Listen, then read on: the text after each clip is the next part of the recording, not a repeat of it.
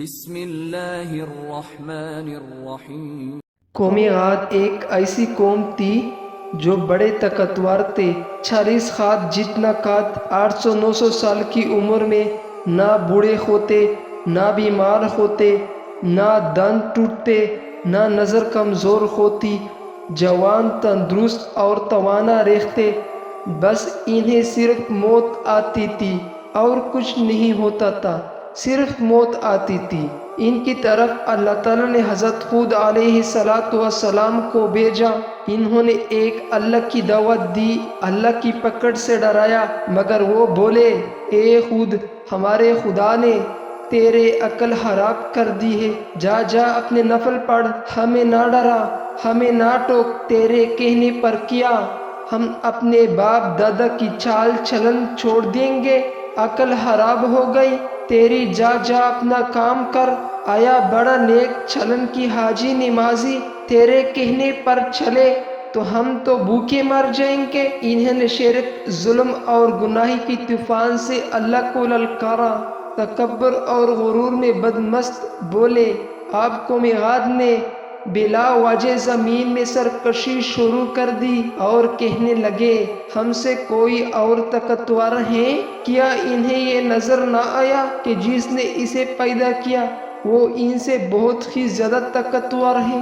وہ آخر تک ہماری آیتوں کا انکار ہی کرتے رہے۔ کوئی ہے ہم سے زیادہ طاقتور تو لاؤ نا، ہم کس سے ڈرتے ہوں؟ اللہ نے قحط بھیجا، بھوک لگی، سارا غلہ کھا گئے، مال موشی کھا گئے، حرام پر آ گئے، چوہے بلی کتے کھا گئے، سانپ کھا گئے، درخت گرا کر اس کے پتے کھا گئے، بھوک نہ مٹی، نہ بارش ہوئی، نہ قطرہ گرا، نہ غلہ اگا۔ پھر تنگ آ کر اپنا ایک وفد بیت اللہ بھیجا۔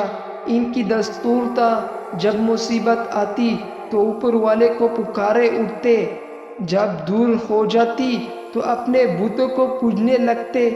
بیت اللہ وفد گیا اور کہا کہ ہمارے اللہ سے دعا کرو کہ بارش برسائے۔ اللہ نے 3 بدلے پیش کیے، کالا، سفید، سرخ۔ اللہ نے فرمایا ان میں سے ایک کا انتخاب کرو۔ انہوں نے آپس میں مشورہ کیا کہ سرخ میں تو ہوا ہوتی ہے، سفید خالی ہوتا ہے، کالے میں پانی ہوتا ہے، کالا منگو۔ اللہ تعالیٰ نے کہا واپس پہنچو، بادل بھیجتا ہوں۔ وہ خوشی خوشی واپس آئے، سب لوگ ایک میدان میں جمع ہوئے۔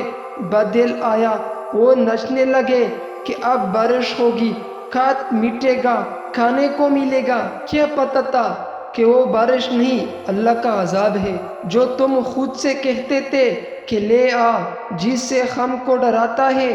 اسے بدل میں ایسی تند و تیز ہوا تھی کہ جس نے ان کو اٹھا مارا، ان کے گھر اڑا دیے۔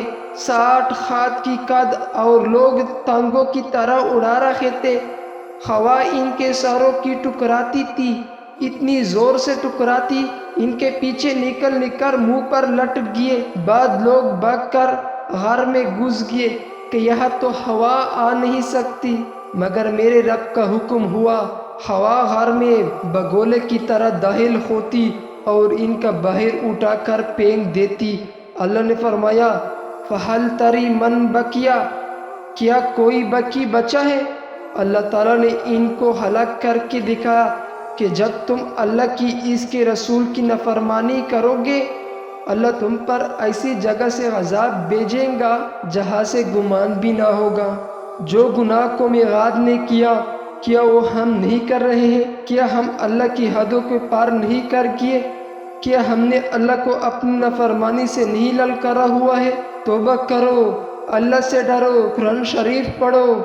جن گناہوں کا ہم معمولی سمجھتے ہیں، اللہ ان گناہوں پر پوری قومیں زمین بوس کر دی ہے۔ ملتے ہیں نیکسٹ ویڈیو میں، جب تک کے لیے اللہ حافظ۔